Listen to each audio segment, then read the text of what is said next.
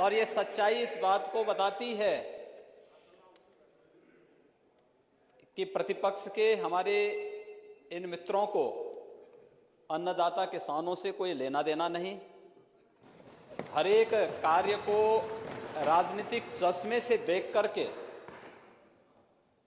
केवल अपने राजनीतिक स्वार्थों के लिए उसका दुरुपयोग करना है, और यही होता रहा है। दुर्भाग्य से आज़ादी के बाद से लेकर के और 2014 तक मुझे आश्चर्य होता है, पता नहीं माननीय सदस्यगण सदन में कोई नोटिस देने के पहले प्रतिपक्ष के हमारे मित्रगण उस विषय का अध्ययन करते हैं या नहीं करते हैं।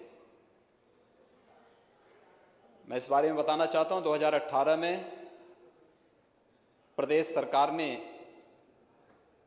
गन्ना के मूल्य में वृद्धि की थी, और किन परिस्थितियों में उत्तर प्रदेश अपनी 119 चीनी मिलों का संचालन कर रहा है, वह भी तब कोरोना कालखंड में हम सब जानते हैं जब देश के अधिकतर राज्यों में आधी से अधिक चीनी मिलें बंद हो चुकी थी। तब प्रदेश सभी 119 चीनी मिलों का संचालन कर रहा था।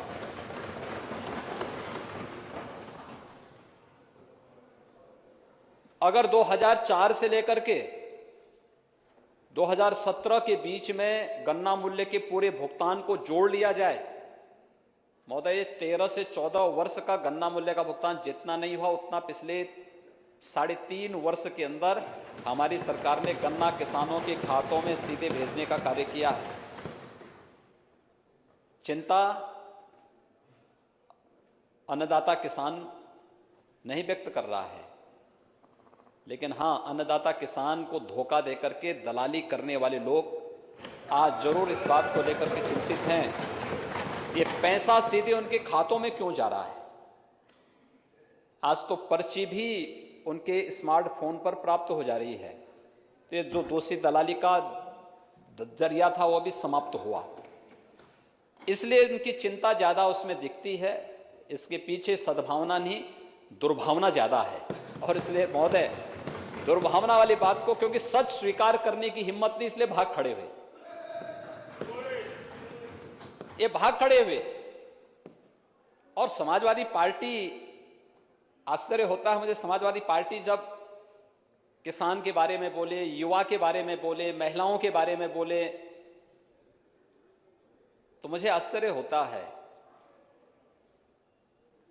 प्रदेश के अंदर हम लोगों ने एंटी भू माफिया टास्क फोर्स बनाया हुआ है। 67,000 हेक्टेयर से अधिक लैंड हम लोगों ने इन भू माफियाओं के कब्जों से मुक्त कराई है। ये ज्यादातर जमीनें सत्ता में रहने के दौरान इन लोगों ने जबरन किसानों की ही दबाई थी या सार्वजनिक जमीनों को कब्जा किया था, जिन्हें आज कब्जों से मुक्त करा करके कहीं डिफेंस कॉरिडोर में उसका उपयोग किया जा रहा है, कहीं प्रदेश में नए निवेश को आमंत्रित करने के लिए इन कार्यों को किया जा रहा है, और कहीं पर किसानों के हितों के लिए निराश्रित गोवंश आश्रय स्थल भी उन्हीं भूमि पर बनाने का काम हो रहा है, जिसमें 6 लाख से अधिक गोवंश के संरक्षण का कार्य वर्तमान में प्रदेश सरकार कर रही है। अन्नदाता किसान के लिए एमएसपी की जो बात की जा रही है, एमएसपी वास्तव में प्रधानमंत्री मोदी जी ने दिया है देश के किसानों को, और प्रदेश के अंदर प्रोक्यूरमेंट की पॉलिसी हमारी सरकार 2017 में लेकर के आई है। नहीं तो 2003 से लेकर के 2017 के बीच में आप देखेंगे 3 लाख, 5 लाख, 6 लाख कुंटल तक ही प्रोक्यूरमेंट होता था। इस वर्ष धान के क्रय की आप बात कर रहे हैं, कोरोना के बावजूद 66 लाख मीट्रिक टन धान का क्रय इस बार एमएसपी के आधार पर धान के किसानों से किया गया। चीनी मिलें हमारी संचालित चल रही हैं, चीनी मिली ही नहीं, खांडसारी के लाइसेंस भी फ्री कर दिए गए, ऑनलाइन उनको सभी लाइसेंस मिलेंगे। ये सब किसानों के हितों को ध्यान में रख करके सारी कार्रवाई सरकार ने की। कोरोना कालखंड के दौरान गेहूं की फसल तैयार थी, गेहूं की फसल के लिए केंद्र बनाने थे, उस समय भी प्रदेश सरकार ने जगह जगह क्रय केंद्र स्थापित किए, हमें अतिरिक्त व्यवस्था देनी पड़ी, और लेकिन किसी भी किसान को हम लोगों ने निराश नहीं होने दिया। प्रोक्यूरमेंट जितना पिछले 3.5 पौने 4 वर्ष के दौरान हुआ है, महोदय मैं दावे के साथ कह सकता हूं कि किसी भी सरकार की, वह समाजवादी पार्टी की दोनों बार की सरकार रही हो, 2003 से लेकर के 2017 के बीच में, और बहुजन समाज पार्टी की सरकार रही हो, ये सभी अपने समय के कार्यकाल को देखें और फिर तुलना करेंगे इन 3.5 वर्षों के कार्यकाल के दौरान, तो इनके 5 वर्ष के कार्यकाल पर 3 वर्ष का कार्यकाल कई बारी हावी होता हुआ दिखाई देता है, भारी पड़ता है। जहां तक केंद्र सरकार के द्वारा बनाए गए 3 कृषि कानून हैं, मैं विनम्रता के साथ कहना चाहूंगा कि केंद्र सरकार ने इसके लिए इस किसान संगठनों के साथ बड़े सम्मान के साथ वार्ता के लिए आमंत्रित किया, कई दौर की बातचीत हुई, और हर एक स्तर पर केंद्र सरकार इस समस्या को संवाद के माध्यम से समाधान करने के लिए पूरी ईमानदारी और पूरी प्रतिबद्धता दिखाई। हर स्तर पर संवाद बनाए रखा गया।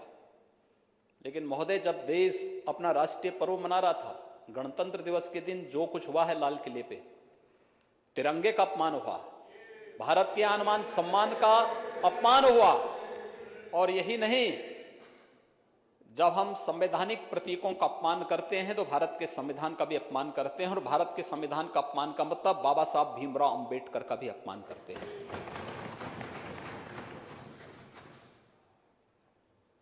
कौन वे लोग हैं जो इस आंदोलन की आड़ में आकर के भारत की छवि को देश के अंदर भी और दुनिया के अंदर भी खराब करने का प्रयास कर रहे हैं? क्या ये साजिश नहीं? जब भारत दुनिया के अंदर अपनी एक धमक के साथ आगे बढ़ रहा है, दुनिया के अंदर भारत एकमात्र देश है जिसने 2 कोरोना के वैक्सीन बनाए हैं, लॉन्च किए हैं, न केवल अपने देशवासियों को दे रहा है बल्कि दुनिया के अपने मित्र देशों को भी पहुंचाने का कार्य कर रहा है। वह दिन आप भूले नहीं होंगे जब भारत की वैक्सीन ब्राजील को जाती है तो ब्राजील के राष्ट्रपति जी ने संजीवनी बूटी से उसकी तुलना की कि जैसे हनुमान जी संजीवनी बूटी लेकर के आए थे लक्ष्मण जी का प्राण बचाने के लिए, ऐसे ही ये कोरोना वैक्सीन जो भारत ने विकसित की है, ये हमारे देशवासियों के लिए संजीवनी बूटी का कार्य करेगी। जब ये देश और यानी दुनिया के अंदर अपनी इस धमक को बना रहा है, जब दुनिया के अंदर भारत की एक नई पहचान बन रही है, और जब दुनिया का सबसे ज्यादा निवेश भारत के अंदर आ रहा है और सबसे अच्छे निवेश के गंतव्य के रूप में भारत एक नई धमक के साथ दुनिया के अंदर जा रहा है, दुनिया में अपनी एक नई पहचान बना रहा है, तब भारत की छवि को धूमिल करने के लिए कुत्सित प्रयास किस रूप में हो रहे हैं, ये किसी से छुपा हुआ नहीं है। ये घड़ियाली आंसू बहा देने से किसानों की समस्या का समाधान नहीं होने वाला है। किसान के लिए प्रधानमंत्री फसल बीमा योजना हो, प्रधानमंत्री कृषि सिंचाई की योजना हो, सॉयल हेल्थ कार्ड की योजना हो, या फिर एमएसपी लागत का 1.5 गुना दाम, स्वामीनाथन कमेटी की रिपोर्ट के अनुसार अगर ये 2018 में 24 जीन्स का किसी ने घोषित किया तो प्रधानमंत्री मोदी जी ने किया है। मैं उनका अभिनंदन करता हूं और पूरे सदन को, पूरे देश को प्रधानमंत्री मोदी जी का अभिनंदन करना चाहिए। और यही नहीं, देश के 12 करोड़ किसानों को प्रधानमंत्री किसान सम्मान निधि का लाभ भी देने का काम, 6,000 रुपए सालाना देने का काम किसी ने किया है तो प्रधानमंत्री मोदी जी ने किया है। किसानों के हित के लिए इतने बड़े बड़े काम हो रहे हैं। ये 3 कृषि कानून भी उसी श्रृंखला का हिस्सा है। मैं केवल एक उदाहरण आपके सामने देना चाहता हूं। उसमें से एक कानून है मंडी से संबंधित, एपीएमसी एक्ट। ये मंडी की बाध्यता को समाप्त करता है। मैं किसान हूं, अगर मेरी मर्जी आएगी मैं मंडी समिति में जाऊंगा, और मेरी मर्जी आती है कि मैं मंडी में नहीं जाना चाहता तो कहीं भी मैं अपनी उपज को बेच सकता, अपने खेत में, अपने खलिहान में, या फिर मुझे लगता है कि यूपी में अच्छा दाम नहीं मिल रहा है, मुझे यूपी के बाहर अच्छा दाम मिलेगा, मैं लेके जाऊंगा, मेरी उपज पर कोई टैक्स नहीं लगेगा। ये गारंटी देश के किसानों को ये कानून देता है। लेकिन जो बीच के दलाल हैं उनको बुरा लग रहा है, ये लाभ किसान को क्यों मिलेगा? ये लाभ किसान को क्यों देने का प्रयास हो रहा है? एक छोटा सा उदाहरण मैं देता हूं। अभी 1.5 महीने पहले मेरे पास उद्यान विभाग ने एक कार्यक्रम के लिए मुझसे अनुरोध किया कि एक स्ट्रॉबेरी फेस्टिवल है झांसी में, इसका उद्घाटन करना है। महोदय, स्ट्रॉबेरी फेस्टिवल का उद्घाटन मैं वहां पर प्रदेश के अंदर